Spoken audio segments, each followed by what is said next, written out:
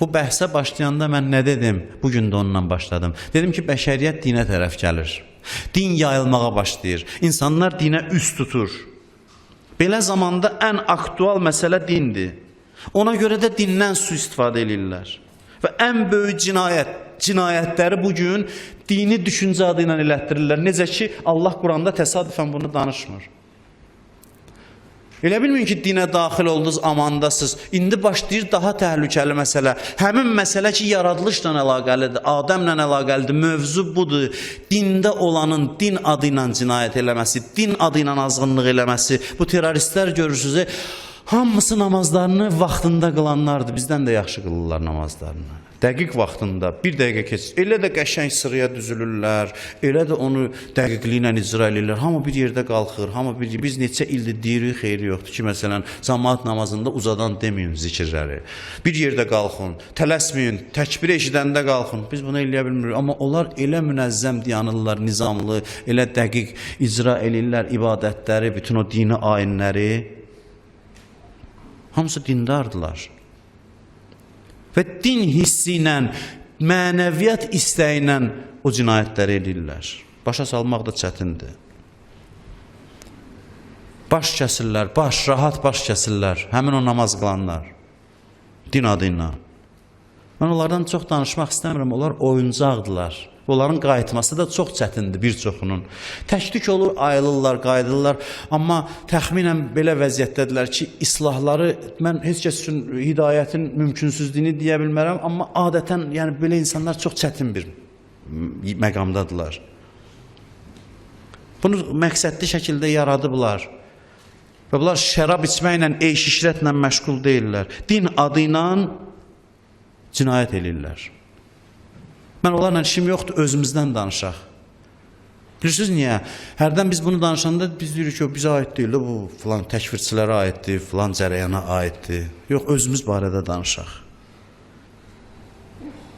Bu təhlükə bizim üçün də var. Biz dində isə iş bitmədi. Dinin içində azmamaq məsələsi gündəmdə olmalıdır bizim üçün.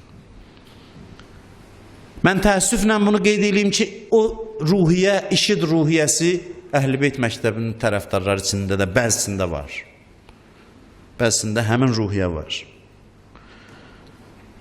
Baxırsan ki, görürsən, məsələn, biri dinə qarşı xəta eləyib. Dini təhqir eləyib.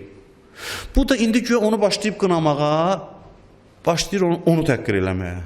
Məsxərə eləyir, ələ salır, təhqir eləyir, ağzından çıxan sözü deyir, bu özünü haqlı sayır bu işə.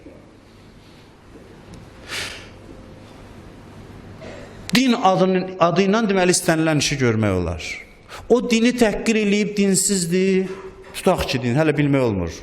Heç dinsizdir. Ya nəyəsə səhv başa düşüb. Təbii ki, ictimai qınaq olmalıdır. Şübhəsiz olmalıdır. Din həssas məsələdir və ictimai qınaq da olmalıdır. İnsanlar onu qınamalıdır ki, sən hər sözü danışa bilməzsən. Amma hansı tərzdə? Elə onun tərzində, onda mənlə onun fərqi nə oldu? Elə o elədiyi kimi mən də eləyəcəmsə, onda mənlə onun fərqi nə oldu? Sən onun ehtiramını saxlaya-saxlaya onu qınamalısan, bu çətindir, olsun çətin, elə çətinlidir də, din çətinlidir. Dini yolunu getmək biraz incə bir şey tələb eləyir insandan, əziyyət tələb eləyir. Yəni incədir, çox nazidir, çox diqqətli olmalısan bu məsələdə. Dindən sui-istifadə eləyib rahat günah eləyir yerdən. Din müdafiəsi adı ilə cəmaata lənətlər yağdırırıq, cəmaata ələ salırıq, cəmaatı təhqir eləyirik və özümüzə haqq veririk. Vicdanımız da əzab çəkmir. Əslində diqqətlə baxanda görürük ki, o hansı hisslə dini təhqir eləmişdirsə, mən də həmin hisslə onu təhqir eləyirəm. Adını din qoymuşam, mən daha təhlükəliyəm, çünki mən adını din davası qoymuşam. Şeytan bax belə şəkildə bizə həmlə eləyir. Elə hər günah eləyən insana bir dənə lənət oxumaq asan məsələ deyil. İmam Sadiqin səhv eləmirəmsə yanında dedilər ki, Allah əli ilə vuruşanlara lənət eləsin, buyurdu ki, dinən tövbə eləyənlərindən başqa. Süfeyn də Əli ilə döyüşənlərə Allah lənət eləsin dedi, dinən tövbə eləyənlərindən başqa.